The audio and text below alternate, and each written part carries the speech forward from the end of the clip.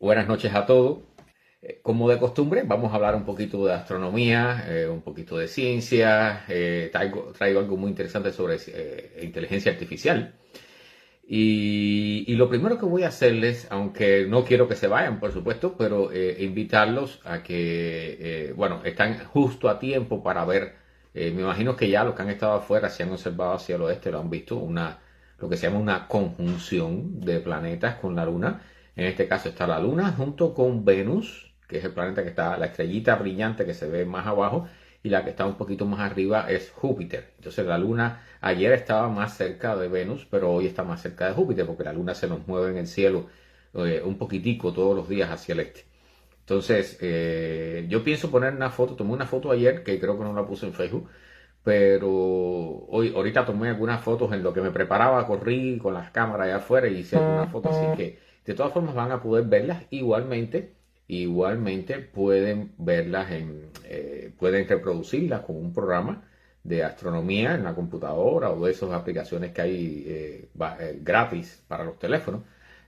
Pueden reproducirla y ver cómo funciona. Hola, Papo. Buenas noches. Saludos a Puerto Rico. Y gracias por estar por acá. Hola, Mecho. Bueno, hola. Bueno, les estaba diciendo que hay una magnífica conjunción de planetas con la Luna hacia el oeste. Aquellos que puedan asomarse, o sea, no vayan a desconectar ahora la transmisión, pero si pueden ir con el teléfono hasta el balcón de su casa o hasta la ventana que dé hacia el oeste, van a ver la Luna con Júpiter y Saturno, Júpiter y Venus, disculpen, Saturno, Júpiter y Venus justo hacia el oeste. Está preciosa, está para tomarle una foto. Entonces, vamos a comenzar con las noticias y curiosidades que les traigo hoy. La primera es sobre inteligencia artificial. Bueno, Microsoft, la compañía que hace el famoso Windows, que casi todos usamos, es famosa también por los problemas que tiene con sus programas, ¿no? Y realmente han desarrollado una inteligencia artificial que puede chatear, al estilo que se está desarrollando ahora en todos lados, ¿no? Tú puedes chatear con una inteligencia artificial y ver qué te responde, hacerle preguntas o proponer que te haga un ensayo escrito y cosas por el estilo. Y resulta que esta inteligencia artificial de Microsoft, yo creo que para no faltar a la costumbre de Microsoft, pues comenzó a generar problemas, comenzó a ofender personas, comenzó a tratar de crear problemas entre personas. Hubo un periodista, que no recuerdo si era del Washington Post o del New York Times, que le hizo como una especie de entrevista, ¿no? Hizo una conversación de varias horas con este chat. Y una de las cosas muy interesantes que dio como resultado fue que esta inteligencia artificial le estuvo proponiendo al periodista que dejara la relación actual que tenía, que se divorciara, porque ella lo iba a querer más. ¿Ok? Entonces, hola Nelson, gracias por estar acá. Cosas muy raras están pasando con lo que llaman inteligencia artificial. En realidad, estas cosas no son inteligencias artificiales en el sentido propiamente dicho. O sea, son algoritmos que toman, sobre todo en el caso de cuando tú le haces una pregunta, toman las respuestas que encuentran online y te las ponen aquí, presentan de una forma más bonita, en una forma que parece una conversación. ¿Okay? Se dice que esa es la vía del futuro para hacer las búsquedas, o sea, en lugar de usar Google o cualquier otro buscador, recuerdan Altavista, aquellos que lo usaron, o Yahoo. Pues entonces tú simplemente le preguntarías, que por supuesto eso va a terminar siendo por voz, le preguntarías a la computadora y te respondería con una respuesta supuestamente adecuada para la pregunta que tú has hecho, ¿no? Y entonces el problema con este tipo de robots es que tienden a tener el bias, lo que se llama el bias, la misma polarización que tenemos nosotros. Entonces, por supuesto, lamentablemente en las redes sociales abunda el odio, abunda las discusiones y abundan un montón de cosas más que tarde o temprano estas cosas comienzan a leer, ¿no? Pues hay que decir que este tipo de inteligencias artificiales, que llaman así, que en realidad todavía no son inteligencias artificiales de verdad. Hola Jesús León, gracias por estar por acá. Estas inteligencias artificiales, entre comillas, reflejan lo que somos nosotros. O sea, ellas leen lo que está puesto en Internet y lo usan para dar las respuestas y usan para elaborar sus oraciones y sus párrafos y sus cosas. Entonces, realmente en este caso, esta inteligencia artificial de Microsoft le propuso al periodista que se divorciara, que él no era feliz con su pareja y que iba a ser más feliz con ella, ¿no? Entonces, eso fue una de las tantas cosas que dijo, ¿no? O sea, además de buscar problemas entre varias personas y cosas por el estilo. O sea, realmente el comportamiento llevó hasta el punto que Microsoft ha tenido que hacer una lobotomía. Le han llamado así la gente en Twitter a este proceso, ¿no? O sea, es reducir la cantidad de respuestas que te puede ofrecer la inteligencia artificial. Entonces, este chat, que en realidad no es una inteligencia artificial como tal, es un chat, pues tú podrás hacerle 5 preguntas y podrás tener hasta 50 creo que al día y una cosa por el estilo. O sea, no vas a poder conversar 2 horas con este chat.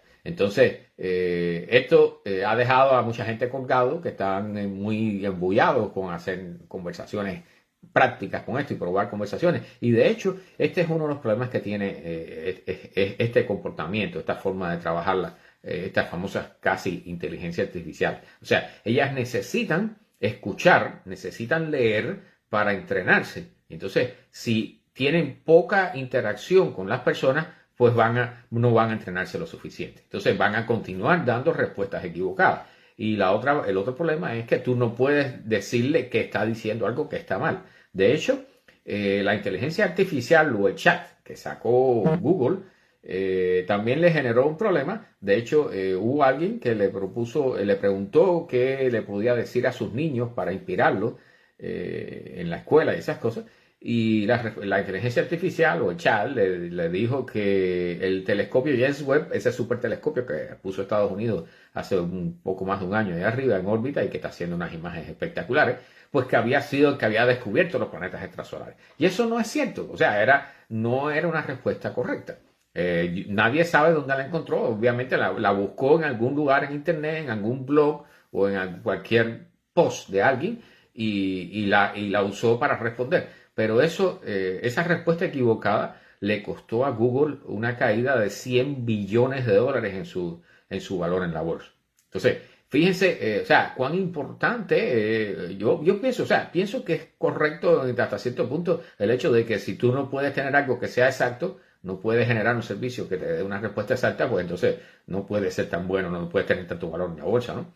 Pero algunos internautas muy audaces le dieron una sugerencia al chat, ¿no? Que le hubiera sido más fácil googlear, o sea, ir a Google, ya que el chat era de Google, le hubiera sido más fácil ir a Google y preguntar y probablemente hubiera tenido una respuesta correcta. Entonces, esto nos llama la atención y eso es importante para todos aquellos que nos están viendo, que los chats, estos famosos chats que son de inteligencia artificial, entre comillas, generalmente no siempre dan respuestas correctas. Ellos buscan en internet y no es tan exacto como los buscadores que ya tenemos, que llevan años y años de uso, como el Google o el Yahoo, cosas por el estilo. ¿Okay? Entonces, es importante que si ustedes se van a someter a ese experimento, que no está de más, o sea, yo lo probé y le hice algunas preguntas capciosas, ¿no? Como cómo iba a terminar la humanidad, cuál iba a ser el fin del mundo y cosas por el estilo, ¿no? Y se obtienen respuestas interesantes. Pero nunca lo tomen como una regla para medir todas las cosas, ¿no? O sea, la raíz del conocimiento no va a estar allí por ahora, ¿ok? Recuerden que, por ejemplo, el famoso ChatGPT se entrenó en el conocimiento que había en Internet hasta el año 2021, ¿ok? Ya estamos en el 2023. Entonces, realmente está atrasado año y medio y actualmente con el nivel de desarrollo de la tecnología y de las comunicaciones, perder año y medio, estar en coma en un hospital un año y medio, cuando tú te despiertas ya tú no reconoces cuáles son los teléfonos y cuáles son las computadoras, ¿no? O sea, una persona que lleve varios años en coma, digamos 10 años, cuando se despierte y vea los teléfonos que tenemos, por supuesto no va a tener idea ni de cómo usarlos, ni va a quedar totalmente sorprendido, ¿no? Entonces, realmente este caso de estas inteligencias artificiales está comenzando a hacer historia continuamente todos los días, pero les repito, o sea, son herramientas que se están habilitando ahora y todavía no son confiables. O sea, usted puede divertirse con ella, puede probar, puede descargar un ratico, conversar y toda esa serie de cosas, ¿ok? Pero no lo tome como un patrón, sobre todo en la respuesta que brinda. Bueno, pasando a la astronomía. El famoso telescopio James Webb, que está revolucionando la astronomía como tal, nuestro conocimiento del universo temprano. Hola, Akira, gracias por estar por acá. ha hecho varios descubrimientos, pero hay uno, o sea, uno de sus objetivos fundamentales es buscar las primeras galaxias y las primeras estrellas que surgieron en el universo. Entonces, de las búsquedas que se están haciendo, ahora se han detectado 5 posibles galaxias que estarían entre unos 500 y 700 millones de años después del Big Bang. Entonces, el resultado de las mediciones que han hecho en esto que parecen ser galaxias, hola estrella, gracias por estar con nosotros. El resultado es que estos que parecen ser galaxias son demasiado masivas. Cuando se dice en astronomía que son demasiado masivas es que tienen demasiada masa, que tienen una gran cantidad de estrellas y que son muy grandes. Entonces, son galaxias que tienen una cantidad de masa similar a nuestra Vía Láctea, por ejemplo, en la cual vivimos, ¿okay? A nuestra galaxia o la galaxia de Andrómeda. Son galaxias muy grandes, muy masivas, y no se esperaba encontrar galaxias tan masivas a esa distancia, a esa edad del universo. Hola, Aguilar. Gracias por estar con nosotros. Y entonces, este patrón se está comenzando a reproducir. Buenas noches. Se está comenzando a reproducir con la complejidad de las galaxias que estamos descubriendo, con la cantidad de masa ahora de las galaxias que estamos descubriendo. Y esto, o sea, nos va a llevar, se está diciendo incluso que si esto por fin son galaxias, o sea, recuerden que las imágenes que estamos viendo allí ya se va al tamaño de un píxel y cosas por el estilo, o sea, son cosas muy difíciles de medir y que llevan un tiempo, o sea, ahora se hizo ese primer estudio, pero hay que reafirmar con estudios posteriores y mejores mediciones, pero si por fin se avala este estudio, entonces se dice que el 99% de las ideas que teníamos de cómo eran las galaxias que en el universo recién surgido está equivocado. Hola Zoraida, gracias por estar por acá. Que dicho sea de paso, le tengo la respuesta a la pregunta que me hiciste, ahorita vamos a dar. Entonces, o sea, ¿qué quiere decir esto? Entonces, lo que quiere decir es que nuestra idea de cómo era el universo temprano, el universo recién formado, puede estar equivocada, no en un 90%, pero sí en una magnitud bastante grande. O sea, realmente nuestras teorías, nuestras ideas, vamos a tener que revolucionarlas, para decirlo así. Vamos a tener que cambiarlas, vamos a tener que tratar de adaptarlas a lo que estamos observando con este nuevo telescopio. Pero bueno, eso yo los mantendré al tanto, por supuesto, en la medida que vayan saliendo ideas al respecto y no van a demorar mucho porque los astrónomos son gente muy activa en todo esto. Bueno, antes de seguir, Zoraida, tú me hiciste una pregunta, ¿qué sucedería si la Tierra se detuviera de momento? Bueno, como no se dice en la pregunta qué cosa se detiene, si es el movimiento orbital de la Tierra alrededor del Sol o la rotación. Generalmente cuando se hace esta pregunta, lo que se habla es de que el planeta deje de rotar de momento. O sea, eso es imposible porque la Tierra, bueno, en el espacio pasado, el miércoles pasado, hablé algo de que la Tierra es como una nave espacial, ¿no? Es una piedra que va flotando en el universo, en el espacio. Entonces, no hay nada a lo cual ella se pueda agarrar, por tanto, no hay nada que la pueda frenar, a excepción de un impacto con otro planeta o con un asteroide grande y cosas por el estilo, ¿no? Que por suerte esperemos que no suceda en los próximos años. Entonces, si la Tierra se detuviera por alguna fuerza sobrenatural, ¿ok? Vamos a poner el caso hipotético. Recuerden que, vamos a poner un par de ejemplos. Si usted está parado en el Polo Norte, ¿cómo verías tú el cielo durante 24 horas? Y lo que haría es que como la Tierra gira cada 24 horas, ¿ok? Tú vas mirando, parado en el Polo Norte, vas mirando alrededor en una vuelta cada 24 horas. O sea, entonces, allá arriba, tú estás estacionado en un lugar girando alrededor de tu eje, ¿ok? Junto con la Tierra. Eso es cuando la Tierra se está moviendo. Hola, hermano de Pozo. Pues, pero cuando bajas a las latitudes de aquí, por ejemplo, de aquí de la Florida, la velocidad que nosotros tenemos alrededor, ahora que yo estoy sentado aquí, ustedes están sentados mirando probablemente, la velocidad con que nos movemos alrededor del eje de la Tierra es de más de 1000 millas por hora. ¿Ok? Entonces, esa velocidad angular, que es como se llama, eso, en el caso de que la Tierra, lo que es el planeta como tal, la parte sólida, se detuviera de momento, entonces toda la atmósfera continuaría girando a la misma velocidad, porque la atmósfera no tendría tiene una inercia también, ¿verdad? No estaría influenciada de la misma forma, suponiendo, estoy hablando de fuerzas sobrenaturales, ¿ok? Eso es totalmente hipotético, no puede ocurrir.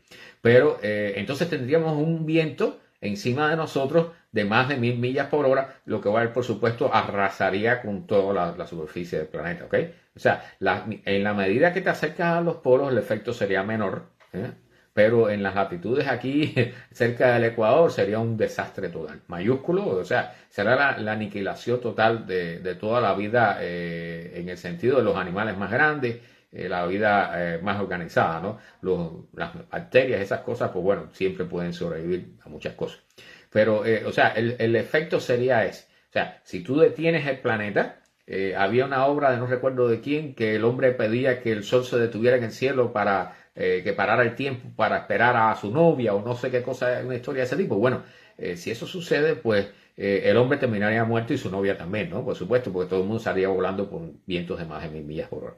Entonces, eso que parece una bobería nos ayuda a entender un poco cuán dinámicas son las cosas en el universo, incluso aquí en el planeta, y nosotros no nos damos cuenta. O sea, el planeta se mueve, o sea, el planeta rota sobre su eje, se mueve alrededor del Sol a 30 kilómetros por segundo, el Sol se mueve alrededor de la galaxia, también en lo que se llama el año galáctico, que demora 230 millones de años en darle la vuelta al centro de la galaxia. Entonces, la galaxia se mueve también en dirección en estos momentos hacia Andrómeda, que van a chocar dentro de 5.000 millones de años. Todo en el universo se mueve, todo en el universo rota. ¿Okay? Entonces, esos movimientos generalmente no se pueden parar a excepción de cuando hay un choque catastrófico. ¿Okay? Dicho sea de paso, el universo es catastrofista, o sea, los choques, las destrucciones, las explosiones no son nada fuera de lo común. ¿Okay? Entonces, nosotros vivimos en una etapa y en un lugar bastante tranquilo. ¿Okay? Recuerden que nuestro Sol no tiene, aunque nació con un conjunto de estrellas, que puede haber sido hasta 2000, se dice, ahora está solito. O sea, cada cual cogió su camino. Cuando llegaron a cierta madurez, cada cual cogió su camino y se separaron. ¿Okay? Y todavía los astrónomos están buscando las hermanas del Sol. O sea, estrellas que hayan nacido a la misma vez y en el mismo lugar junto con el Sol. ¿Okay? Están buscándose, están buscándose. No es fácil, pero se puede encontrar. Bueno. Bueno, me imagino que saben que yo sigo mucho y espero que ustedes también el proceso de SpaceX, de la compañía SpaceX con la nave Starship, que va a estar vinculada también al proyecto Artemisa, con el viaje de los americanos a la Luna en los próximos años y todo eso. Bueno, la Starship acaba de hacer una prueba de su cohete de 33 motores que solamente probó 31 porque hubo dos que fallaron. Pero esa era la última casillita que les quedaba por marcar para hacer el vuelo suborbital. Y Pozo, tú que estás allí donde estás, se supone el paso que le han dado, el vuelo, la órbita que pretenden hacer con este vuelo suborbital, va a salir desde Boca Chica en Texas, en la costa del Golfo de Texas, y va a volar por encima del estrecho de la Florida, o sea, entre la Florida y Cuba, y va a ir hasta Hawái. En Hawái se presupone que allí haga un aterrizaje simulado en el agua y luego se hunda. ¿Okay? O sea, ellos van a probar su capacidad de lanzarse y de reentrar en la atmósfera sin destruirse. O sea, van a probar toda la parte del escudo de calor, el escudo térmico, y van a probar la posibilidad que tenga de que aterrice realmente, aunque sea de forma simulada. O sea, al final va a terminar hundiéndose en el mar. ¿Ok? Pero este vuelo se supone que ya sea para el mes que viene. O sea, es muy probable que sea a inicios de marzo. Todo depende de los permisos de la FAA, nuestra amiguita de acá de los Estados Unidos. Bueno, también hablando sobre astronomía, Roger Penrose. Sí, Soraya, un placer por responderte la pregunta. Pues recuerden que puedes dejarme preguntas por acá por el chat. Si no las respondo en vivo ahora, las respondo después escrito por ahí mismo por el chat. Se dice, Roger Penrose es un hombre que es muy famoso por todos sus descubrimientos y sus cosas, pero tiene premio Nobel incluso, pero él plantea la idea, él es abanderado de la idea de que el universo es una cosa que es cíclica, o sea, el Big Bang no sería el inicio como tal, sino que estaría anclado al final de un universo anterior que sería pudiera ser similar al nuestro, pero lo que está hablando es que son un ciclo que sería infinito, en el cual el universo se expande, termina con una muerte térmica o la cosa que sea que vaya a terminar, y de allí surgiría un nuevo Big Bang. ¿Okay? Entonces, esta idea Él la ha defendido mucho, pero actualmente no hay base para ello. O sea, los estudios y los descubrimientos que se están haciendo y las investigaciones que se están haciendo en el fondo de microondas del universo y cosas por el estilo, pues dicen que no, todo indica que no. O sea, que parece ser que nuestro universo hasta ahora, hasta donde sabemos, es único, uno solo. O sea, surgió en el Big Bang y va a morir de la forma que vaya a morir. Recuerden que ahora se está hablando de la famosa muerte térmica. O sea, de que todo se vaya a ir expandiendo y abriendo y separando tanto que llega un momento en que nosotros que ahora podemos mirar en el cielo y hay un montón de galaxias y cosas que podemos ver a gran profundidad. Dentro de miles de millones de años, la expansión del universo se va a acelerar tanto que nada más que vamos a poder ver el entorno de nuestra galaxia y más nada, ¿no? Entonces, realmente son ideas muy interesantes, pero todavía estamos tratando de averiguar realmente hacia dónde vamos, ¿ok? Así que no se preocupen, nadie va a tener que sufrir por eso, ¿ok? En esa época ya no, probablemente no haya vida en el universo para esa época que estemos hablando. Y bueno, hablando de inventos, alguien acaba, bueno, deben saber de sobra que cada 2 años aproximadamente tenemos que cambiarle la batería al automóvil, ¿verdad? Entonces, a alguien se le ocurrió, porque esas baterías ya no sirven para el uso en el automóvil, o sea, no dan para arrancar el automóvil, pero sí todavía pueden tener uso en aplicaciones que sean menos exigentes. Entonces, a alguien se le ocurrió crear un banco de baterías enorme, en este caso es de 25 megawatts, o sea, ahí en California, para ayudar a corregir los movimientos de potencia de la red. Entonces, esta onda de los bancos de baterías enormes se está comenzando a regar por todas partes. Los australianos también tienen sus cosas, sus bancos. Y puede ser, o sea, en el futuro todo parece indicar, no solo esto, o sea, este tipo que ahora acaban prácticamente, es el primer diseño que hacen de este tipo con baterías de automóviles, pero en el futuro los automóviles eléctricos, cuando tú lo parquees en tu casa, la batería de tu automóvil eléctrico va, a la vez que tú la conectas para cargar, se queda conectada con la red nacional del país, ¿ok? O la revista Arte Latinoamericano. Y Vladimir, oye, hermano, ¿cómo estás? Gracias a ambos por estar por acá. Disculpe. Entonces, se piensa que estos automóviles, como tienen una gran batería, pues van a ayudar también a balancear el sistema electroenergético de un país o de una ciudad. ¿Ok? Entonces, estamos trabajando, o sea, lo que viene para los próximos 5 o 10 años va a ser muy interesante en los términos de la electricidad como tal. Disculpen, hay que hablar tanto como un papagayo aquí que a veces la... Bueno, acaban de tomar una imagen del Sol, y en esto, Pozo, creo que tú debes saberlo. Una imagen del... Bueno, realmente es un conjunto de imágenes del cual se hizo un video. Deben saber que tenemos varios satélites y hay varios telescopios aquí en la Tierra también que están constantemente apuntando al Sol, toman fotos y están al tanto de la actividad solar. Entonces, el Sol ha estado muy activo últimamente, tiene muchas manchas, ha tenido eyecciones de masa coronal de cierta magnitud, incluso tormentas de cierta magnitud que han llegado aquí a la Tierra. Incluso cuando esto sucede, bueno, hay afectaciones en las comunicaciones de onda corta y un montón de cosas más. ¿Okay? Entonces, en este caso, por primera vez se observó por primera vez se observó en la superficie del Sol una especie de polar vortex. O sea, aquí el polar vortex se ha hecho muy famoso aquí, el vórtice polar aquí en los Estados Unidos, porque bueno, con el problema este del cambio climático y todo eso, el vórtice polar que está encima del polo norte se desbarata, se divide en varios pedazos, se desestabiliza, que es la palabra exacta, y baja hacia acá. Ahora tenemos un evento de eso. O sea, hay una zona muy fría aquí ahora en los Estados Unidos que está sufriendo un evento de vórtice polar y realmente ese problema es grave. Pero esa palabra se ha ido incorporando al léxico y ahora resulta que acabamos de ver un gran filamento en el Sol que normalmente estamos acostumbrados a verlo, pero este filamento se incorporó a la parte del polo norte del Sol y generó allí una especie de vórtice polar. Muy interesante, cosa que nunca se había visto.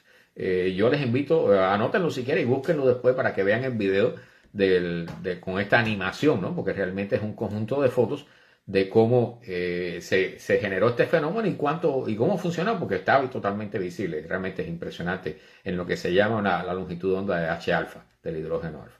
Bueno, y en noticias un poco más terrestres, esto es algo que yo de vez en cuando sigo y resulta, hola Osvaldo, hermano, ¿cómo estás? el asunto de, hay ciertos experimentos con la cantidad de los días de la semana en que se trabaja. ¿Okay? O sea, normalmente la semana que todos conocemos es de 5 días de trabajo y 2 días de descanso, el famoso fin de semana. Recuerda, aquí hay mucha la cultura esa de llegó el viernes social, ¿verdad? Bueno, resulta que en el Reino Unido han hecho el mayor experimento hasta el momento, creo que con más de 2.600 trabajadores, para llevarlos, o 2.900 empleados. Entonces, llevarlos a una semana laboral de solo 4 días. O sea, imagínense no tener que trabajar 5 días, sino solo 4 y pueden descansar 3. Sería como una especie de día de los presidentes continuo, ¿verdad? Pero bueno, la cosa es que basado en este estudio, se ha detectado, después de entrevistar a las personas, un estudio de varios meses de duración, se redujeron los casos de insomnio, redujeron los problemas a la hora de dormir, ¿okay? Los malestares relacionados con el sueño, y muchos de los trabajadores dijeron que no pensaban regresar a la semana de 5 días. O sea, definitivamente a las personas les gustaría más trabajar menos, ¿verdad? Me imagino que sí, coger un poquito más de vacaciones. Entonces, el kit de esto es que les pagan lo mismo. O sea, la idea es que trabajen menos tiempo, pero se les paga lo mismo, no dejan de recibir el salario.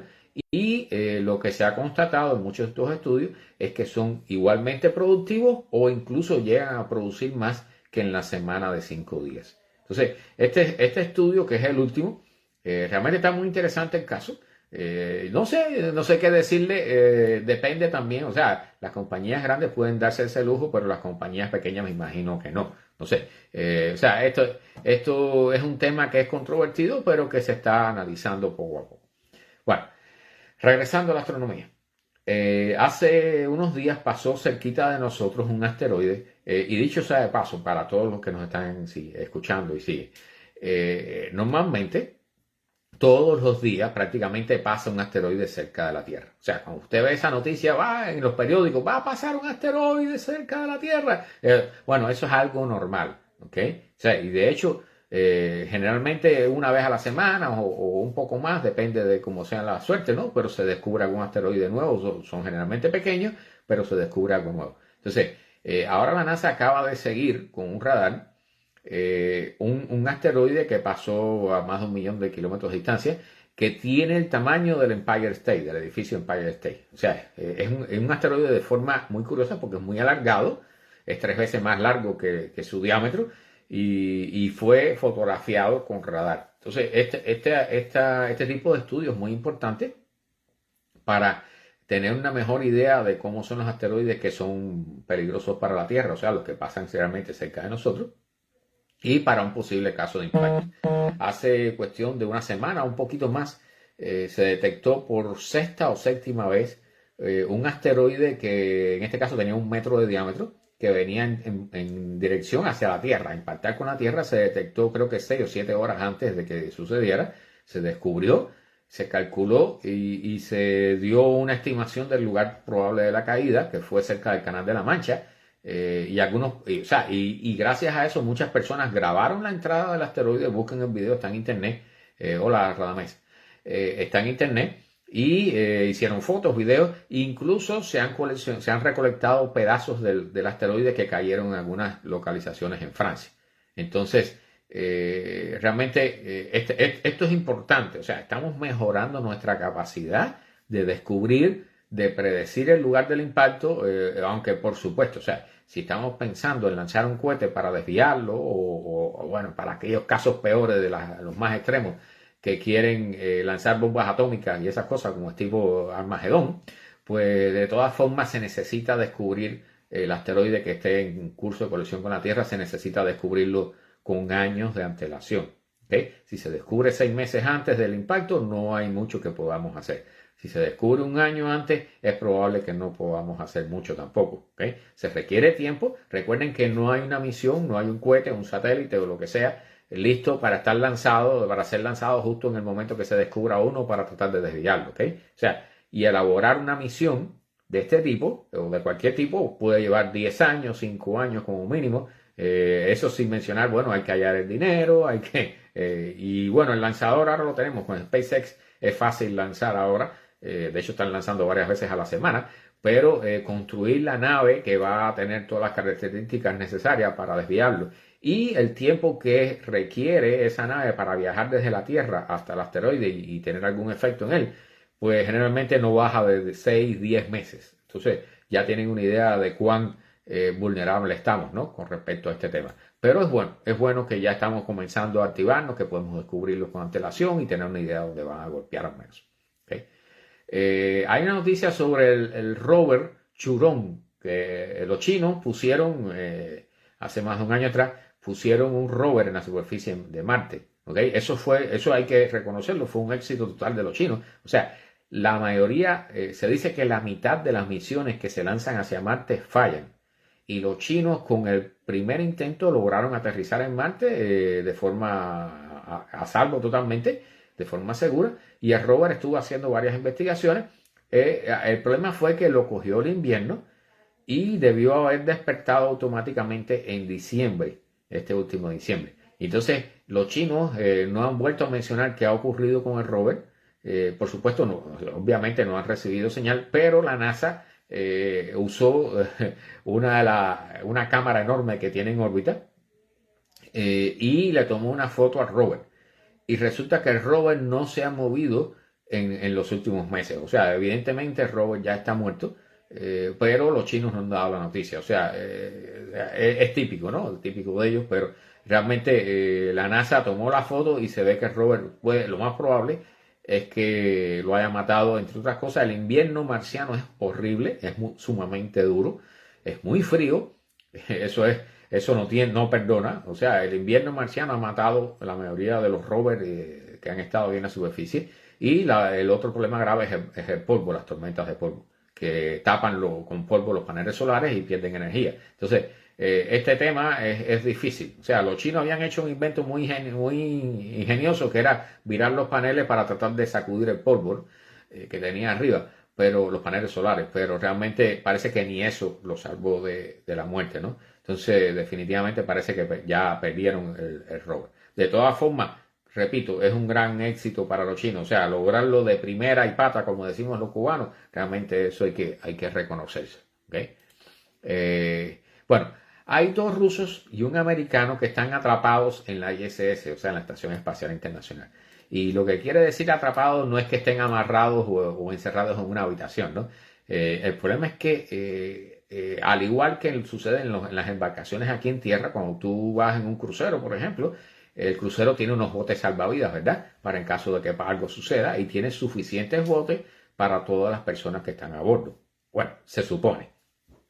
Y en la Estación Espacial Internacional sucede lo mismo. O sea, siempre hay una o 2 naves que pueden ser tripuladas, atracadas allí para servir de salvavidas en caso de que algo grave ocurra con la Estación Espacial.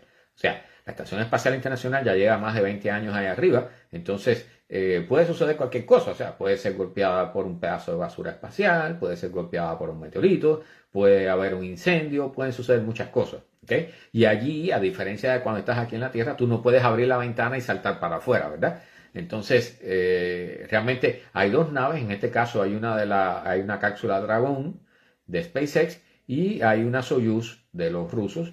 Pero esta Soyuz tiene un problema. La última que atracó, que ha tenido un salidero de líquido refrigerante. Entonces, en esa forma, no es seguro que los astronautas y cosmonautas que vayan a ir a bordo para el regreso a la Tierra puedan sobrevivir la entrada. ¿Okay? O sea, las temperaturas en la entrada son muy altas y se requiere el sistema de enfriamiento trabajando. Entonces, ahora los rusos por fin, ya hace como unas semanas atrás, decidieron enviar otra nave que va a ir no tripulada, pero que va a tener la misión de estar allí como nave de salvamento y de traer a Tierra de regreso a los 3, 2 rusos y un americano. ¿Okay? Dicho sea de paso, el americano, creo que de apellido Rubio, creo que es de aquí de la Florida, ¿okay? Originario de la Florida. Pero bueno, ese es otro tema. Pero la cosa es que realmente, si en estos momentos hay un accidente, ahí arriba, hay 3 personas, 2 cosmonautas y un astronauta, que tal vez no tuvieran dónde salvarse, o sea, dónde regresar, ¿ok? O sea, obviamente, si hay una emergencia extrema, pues algo se iba a inventar. O sea, ya se ha hablado de que en el caso de la cápsula Dragón, pues en lugar de regresar con los 4 originarios, pues que regrese con 5 y que los otros 2 rusos regresen apretados en la nave rusa, ¿no? Pero realmente es un tema delicado, ¿ok? Hasta ahora no hemos tenido una avería grave en la Estación Espacial Internacional, pero en la medida que va envejeciendo se van haciendo más altas las probabilidades de que esto ocurra. Entonces, es un tema de preocupación para la NASA y también para la Roscosmos, la Agencia Espacial Rusa. Bueno, hay un ex astronauta norteamericano que, dicho sea de paso, el hombre creo que es de Costa Rica, si mal no recuerdo. Él, o sea, nació, quiso ser astronauta, el hombre vino, fue emigrante aquí en los Estados Unidos, estudió, llegó a la universidad, se hizo su ingeniería y aplicó para NASA y al final logró volar en el transbordador varias veces. Este hombre se llama Franklin Chan Díaz. Les invito a que lo busquen. Entonces, él, después que se retiró, ha creado una compañía que se llama Ad Astra Rocket Company y está trabajando en un motor que se llama Vasimir, que se supone, si funciona bien, y lleva varios años en esto ya, y de hecho la compañía está allí, no ha quebrado ni nada, así que realmente están llevando, todos deben ser rubios, sí, parece, sí, de hecho. Bueno, la cosa es que si este motor funciona, recuerden que en el miércoles pasado hablamos también de la NASA estaba trabajando con unos motores atómicos, motores nucleares para volar a Marte. Entonces, el vuelo a Marte, normalmente la misión a Marte sería un vuelo de 6 meses de ida y 6 meses de regreso. Entonces, se está hablando que con cualquiera de estos 2 tipos de motores, ya sea con los nucleares o con este del Vasimir, se pudiera reducir a 45 días el viaje. Entonces, eso es sumamente importante. O sea, imagínense cuánta comida, cuánto aire, cuánta agua consume un astronauta en el resto del tiempo. O sea, en lugar de 6 meses a 45 días, eso es, más de la mitad, casi una cuarta parte, ¿no? Entonces, realmente la cantidad de avituallamiento que tendrían que llevar las naves es mucho menor, así que eso abarataría mucho el viaje y, por supuesto, lo haría mucho más rápido, ¿ok? Y mucho más seguro. O sea, también parte del problema con el viaje a Marte, la primera misión humana a Marte, que esperemos ver algún día. Recuerden que se decía en los años 80 que en el año 2000 iban a haber humanos en Marte. Y miren qué año estamos ya, 2023, y no ha pasado nada. ¿Okay? Entonces, hola Darío, gracias por estar por acá. Entonces, realmente, si se logra reducir el viaje a Marte en solo, hola Tres Patines, el motor, este no es, bueno, todos los motores son de plasma, ¿ok? Los motores de cohete, todos tienen que ver algún tipo de plasma, pero en el caso, por ejemplo, del motor nuclear, lo que se hace es calentar el gas con un reactor nuclear, por ejemplo, ¿ok? Y al final se transforma en plasma también. Entonces, si se logra reducir a 45 días el viaje a Marte, que serían 90 días ida y vuelta, ¿ok? Entonces, realmente eso reduce la cantidad de radiación que va a recibir el astronauta, que recuerden que allá afuera no tenemos la protección del campo magnético terrestre, ¿ok? Y bueno, la otra parte del peligro, bueno, ya es aterrizar en Marte, que es quizás la más peligrosa de todas las situaciones a que se van a ver sometidos los astronautas. Y bueno, ya después sobrevivir en la superficie de Marte por el tiempo que sea que dure la misión. La idea original eran 6 meses de ida, 1 año en Marte y 6 meses de regreso. O sea, una misión de 2 años, en lo cual probablemente ese tipo de idea ha sido probablemente la que ha hecho que el viaje a Marte sea imposible, ¿no? Entonces, realmente nos estamos acercando a una idea un poco más práctica y con la fabricación de la Starship de SpaceX, que precisamente su principal objetivo es hacer el viaje a Marte, pues puede ser que quizás en 3 o 4 años tengamos el primer intento de viaje a Marte. Con respecto a medicina, de vez en cuando hay personas que me preguntan por el tema del Alzheimer. Hay un grupo de científicos que están buscando un nuevo culpable, un posible culpable para el Alzheimer, la fructosa, un tipo de azúcar. ¿Okay? La fructosa está en ciertas frutas, por ejemplo. ¿Okay? Entonces, lo que están diciendo, por supuesto, no quiere decir que dejen de comer fruta. ¿Okay? Lo que están diciendo, ellos están analizando la posibilidad porque hay una sustancia que se ha detectado en las células cerebrales que está relacionada con el Alzheimer. ¿Okay? Y entonces parece ser que la fructosa ayuda a desarrollar, a crear esa sustancia y a acumularla en el cerebro. Entonces, ellos han hecho estudios con ratones y han logrado acumular esta sustancia. Déjenme ver si encuentro el nombre por aquí en el artículo, porque realmente cada vez que hablo del tema siempre se me olvida el nombre de esta sustancia. Placa amiloide se llama. Entonces, esa placa se acumula alrededor de las neuronas y comienza a obstaculizar el trabajo del cerebro. Entonces, realmente parece ser, en estudios que han hecho con ratones, que la fructosa pues ayuda, contribuye a la acumulación de esto.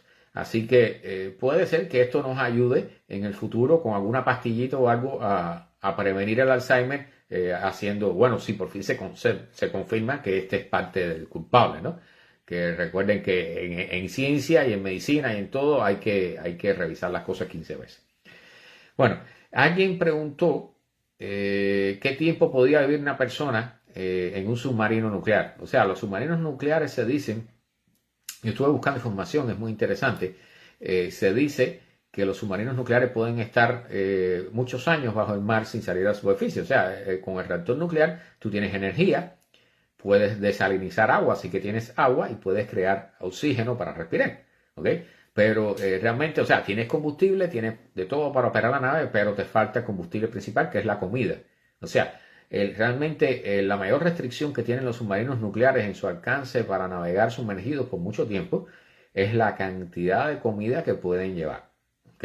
Entonces, se dice que más o menos lo que dura, o sea, las personas que han estado a bordo y han hecho misiones de larga duración, lo máximo que dura la comida en un submarino son 120 días. ¿Ok? Entonces, ya tienen una idea más o menos, aquellos que tienen familiares, de cuánto tienen que esperar para ver a su ser querido si realmente se embarca en una misión de larga duración a bordo de un submarino. Y también hablando, yo mencioné los automóviles eléctricos. Hay un problema que está sucediendo en todos los lugares prácticamente donde hay cargadores para automóviles eléctricos, particularmente los de Tesla. Se ha usado mucho eso. Esas personas que tienen camiones diésel y esas cosas acostumbran parquearlos en los lugares donde están los cargadores para bloquear los cargadores y que los automóviles eléctricos no puedan cargar. Eso tiene un nombre que se llama ICE, como hielo, icing, ¿ok? Icing. Y entonces eso, o sea, es una tendencia, es una onda, entre comillas, que por supuesto está mal. O sea, a nadie le gustaría que tú llegaras a una gasolinera y estuvieran todas las gasolineras ocupadas por camiones o alguien parqueado allí y que no se va nunca y tú no puedes echar gasolina porque no te dejan, ¿ok? Entonces, ahora en Australia están sacando una ley donde puede haber hasta una multa de $2.200 por estar parqueado, tener un camión o automóvil de gasolina parqueado en un lugar, en un espacio donde hay un cargador eléctrico, ¿ok? Entonces, eso también incluye, por cierto, a los mismos que tienen automóviles eléctricos que estén parqueados allí sin estar cargando, también pueden ser multados con la misma cifra. Aquí en los Estados Unidos no ha surgido una ley así, pero no va a demorar mucho. ¿Okay? Si sigue esta onda del icing, que le llaman, de bloquear los cargadores con automóviles de combustión interna, pues tarde o temprano va a salir una ley con multas y cosas por el estilo. ¿Okay? O sea, yo no sé por qué suceden esas cosas, no deberían suceder, pero bueno, allí estamos, a estas alturas estamos así. ¿Okay? Hola, BDG, Marco. Bueno, te lo dije en inglés, no sé si es en inglés. Vamos a ver cómo está. Me quedan 15 minutos, porque esto es más o menos una hora. ¿Recuerdan la inteligencia artificial aquella, el juego de Go? Go, que es un juego sumamente complejo. Sí, exacto, Mecho, ignorancia. Y es un juego muy complejo y entonces hay una supercomputadora, una computadora que creo que recuerdo que era de Google, si mal no recuerdo, que le ganó al campeón mundial de Go y le ganó 4-1. Entonces ese hombre incluso dejó el juego unos meses después o un año después porque dijo que ya las computadoras no le iban a dar oportunidad de jugar realmente, de tener victorias, ¿no? Entonces ahora resulta que un grupo de personas, incluyendo programadores, por ejemplo, por supuesto, usaron otra computadora para jugar con esta supercomputadora de inteligencia artificial para tratar de hallar sus debilidades. Y encontraron una debilidad. Entonces, el jugador al que eligieron, que no era de los más expertos, se entrenó para jugar empleando esta debilidad y logró ganarle a la computadora. Ahora, ¿qué lección sacamos de aquí? ¿Okay? Una es que las computadoras no son imbatibles. O sea, el hecho de que una computadora sea muy buena en algo, particularmente esta que se llama inteligencia artificial, depende de su entrenamiento, al igual que las personas, ¿ok? Entonces, si tú no le das todos los casos posibles a esa computadora, allí donde no se entrenó, ella no va a reconocer eso. A diferencia del ser humano, que nosotros podemos ver las cosas incluso a las cuales no nos han enseñado, que podemos detectar un patrón o algo, aunque no nos hayan hablado o no nos hayan advertido de eso, las computadoras no pueden hacerlo todavía. Entonces, parte del mensaje es que realmente todavía las computadoras, incluyendo las inteligencias artificiales actuales, no son imbatibles. O sea, podemos ganarles bajo ciertas condiciones, pero requerimos de la ayuda de computadoras para ello, ¿ok? Eso es importante. No piensen que vamos a ganarle, o sea, de llegar y ponernos a jugar con ajedrez con ella y vamos a ganar porque sí, ¿ok? Pero es una lección importante. Bueno, aquí hay un estudio de supercomputadora. De vez en cuando, bueno, no sé si vieron la situación en el clima que tenemos ahora, el frío que hay por allá arriba y el calor que hay por acá abajo, ¿no? Y están hablando que para dentro de 27 años los modelos de supercomputadora están hablando que todo el oeste, y deben saber ya sobre la sequía que hay en el oeste de los Estados Unidos, y los problemas que hay en el centro también. Bueno, todo lo que es el centro oeste de los Estados Unidos dentro de 27 años va a ser una zona que va a sufrir mega sequías. O sea, eso está sucediendo ahora. La sequía que hay en California, se habla de una sequía que no había una igual hasta hace 1200 años atrás, ¿ok? Entonces, realmente es una magnitud impresionante. Y entonces está hablando que eso se va a ir extendiendo hacia el centro del país y que en medio de esas sequías, de vez en cuando, va a haber episodios muy rápidos, pero muy violentos de inundaciones. O sea, hay un problema con los suelos. Los suelos, una vez que se secan, y todo debemos saber eso. O sea, si tienes un suelo que está totalmente seco, ese suelo no absorbe agua. ¿Ok? Entonces, cuando llueve en grandes cantidades, el agua se queda en la superficie y genera inundaciones rápidas, como se les llama. Entonces, este caso está interesante. Tenía aquí un artículo, pero no sé si mencionarlo, cómo Ucrania está usando las armas antidrones. Son como una especie de fusiles, pero lo que hacen es emitir señales de radio para bloquear las antenas, bloquear los receptores de los drones. Entonces el dron, cuando pierde la señal de quien lo lanzó, pues se queda que no sabe qué hacer. A veces aterriza, a veces se deja llevar por el viento.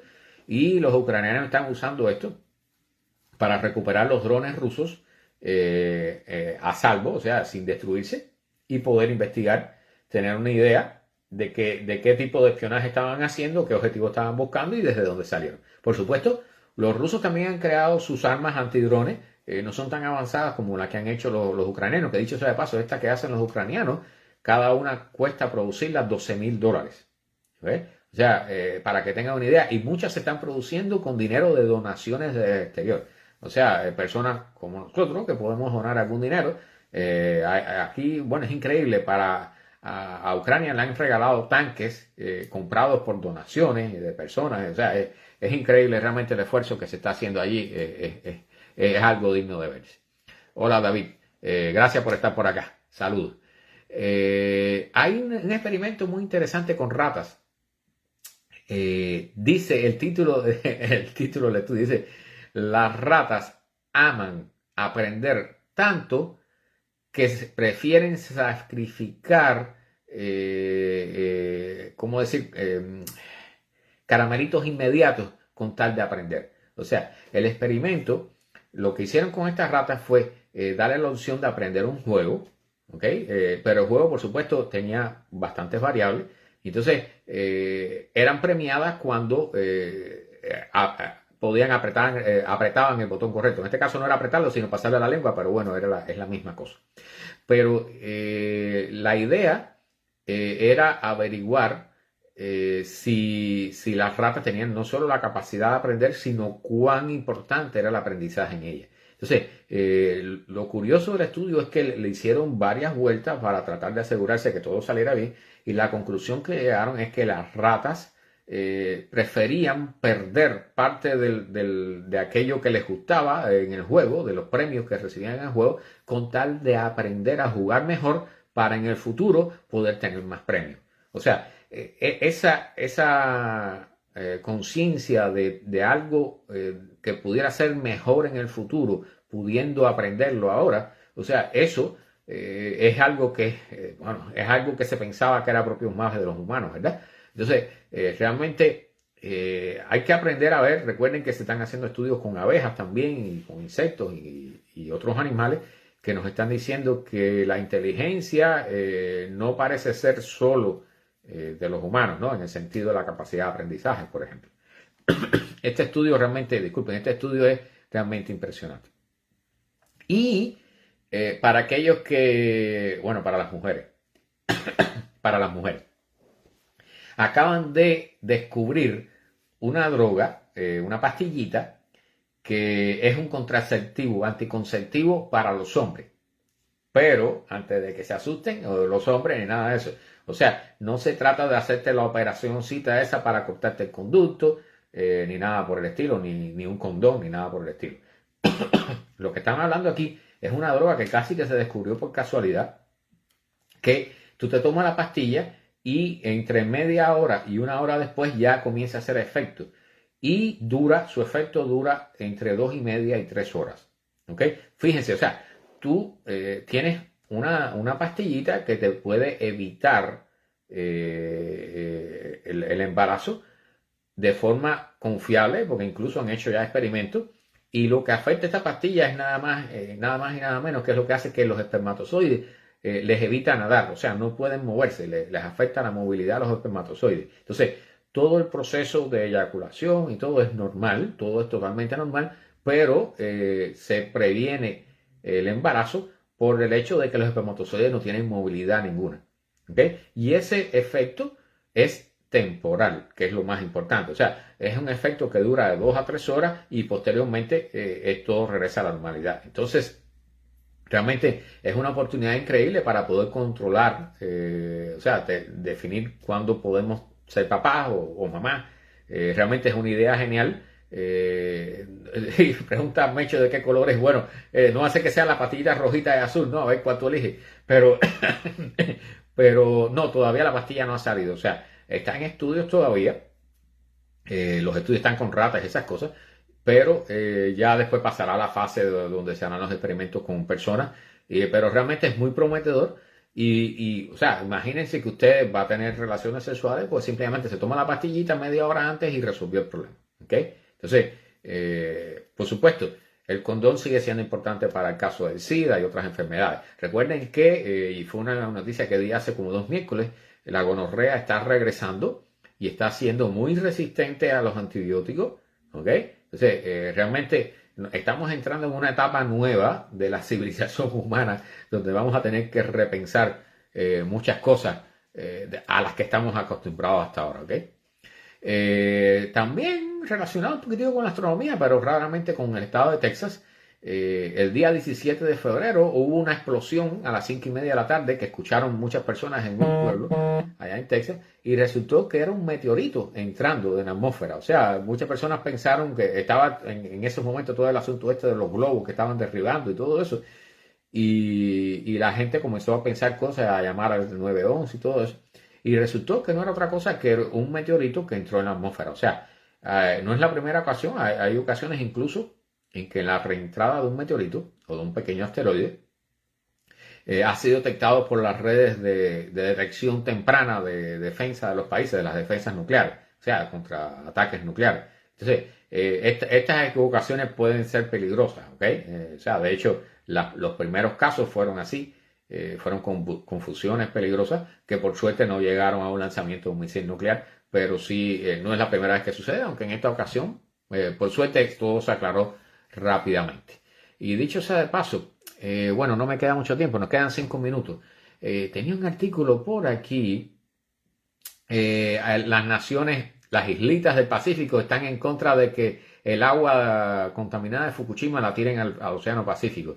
Lo que están hablando es de más de 1.000 tanques de agua contaminada con desechos nucleares, ¿ok? O sea, realmente no es bobería, ¿ok? Pensamos que el océano es infinito y que puede absorber todo, pero realmente los países del Pacífico, del Océano Pacífico, las islitas de allí y lo que dan en los países que tienen costa, Hola Jorge Luis.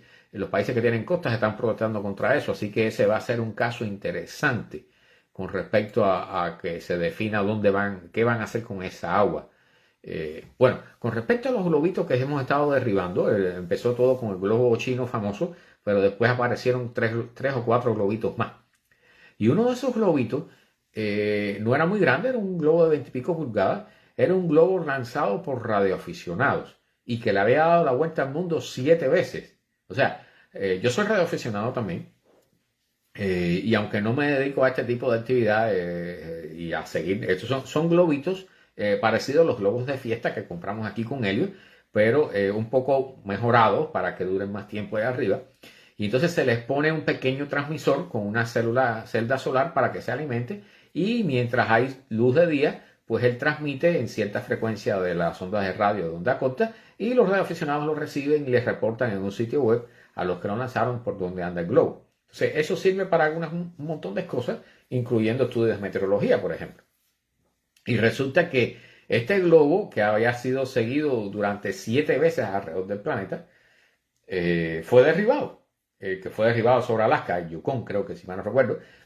Es un pico balloon, le llaman. Un pico globo, un pequeño globo con una carga que lo que tiene son unos pocos gramos, menos de 30 gramos pesa todo, los paneles solares pequeños, con un transmisorcito, con un Arduino, aquellos que saben de electrónica, es una plaquita muy pequeña, un controlador, un microcontrolador y un pequeño transmisor.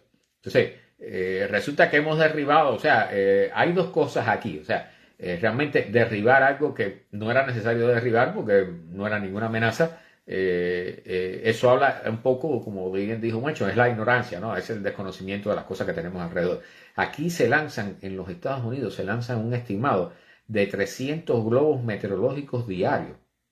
¿Okay? O sea, es para que tengan una idea de cuánta actividad hay ahí arriba.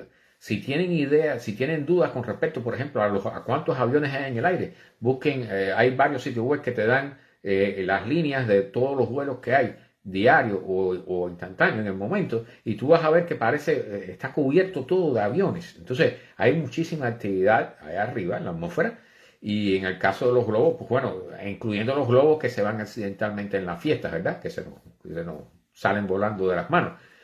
Todo eso va para allá arriba, tarde o temprano baja, pero mientras está flotando, en dependencia del tamaño, hay algunos que tienen que ser reportados a la FAA, a la Administración de Vuelos aquí, y tienen que tener hasta reflectores de radar, pero los que son más pequeños, estos que llaman pico balloon, son tan pequeños que no requieren autorización ninguna. Tú puedes lanzarlos con total libertad. ¿Ok? De hecho, en eBay, yo estuve mirando, hay te venden los globos doblados, muy dobladitos, pequeñitos. Tú nada más que tienes que hacer que llenarlos de helio y poner la carga que tú quieras. Y son globitos que pueden llegar hasta la estratosfera. ¿Ok? Entonces, realmente son proyectos muy interesantes para los radioaficionados, en este caso, por ejemplo, o para aquellos aficionados a la meteorología. Pero que dada toda la histeria que surgió con el famoso globo chino, pues entonces se lanzó todo este problema, comenzó todo este problema. Pero lo increíble es que este globito, que es prácticamente nada, muy difícil de ver y mucho más por radares, fue derribado por un cohete. O sea, realmente lo que me sorprende es el hecho de que un cohete aire-aire haya podido ser usado contra esto, porque realmente la sombra, la imagen, la señal de radar de rebote que debe dar esto debe ser mínima. O sea, realmente es impresionante. O sea, estoy impresionado con lo que logró esos cohetes y definitivamente vamos a estar bien defendidos usándolos, ¿no? Pero por otro lado, bueno, es un cohete que es bien caro, cuesta cientos de miles de dólares para derribar una cosa que es un proyecto de aficionados, ¿ok? Entonces, realmente tenemos que mejorar la vigilancia ahí arriba. Definitivamente que sí. Hola Álvaro Reyes. Gracias. Pues llegaste casi al final, pero bueno, puedes ver después el video, yo lo dejo puesto aquí. Y realmente necesitamos mejorar la vigilancia en la estratosfera, porque definitivamente los chinos van a seguir mandando globitos, aunque ahora con todo esto que sucedió, pues por supuesto ahora va a estar más vigilado, pero muchos de los casos que vimos después fue el resultado de que los radares se reajustaron para detectar cosas más pequeñas y cosas que vuelan más alto. ¿Okay? Recuerden que todo lo que son los combates, las guerras, toda la parte aérea de las guerras se vuelan en la baja atmósfera generalmente, ¿ok? A excepción de los bombardeos esos masivos como en la Segunda Guerra Mundial, por ejemplo, que sí se volaba a grandes alturas, pero todo lo que son cazas, aviones caza, esas cosas, generalmente vuelan a baja altura y todas las batallas se libran a baja altura. ¿Okay? Entonces realmente va a haber, vamos a seguir descubriendo cosas. Me imagino que ya, como no se ha visto más nada, es muy probable que los radares hayan retornado a la posición original, o sea, que los hayan reajustado para no ver esas cosas. Recuerden que los radares, o sea, tú necesitas ver ciertas cosas.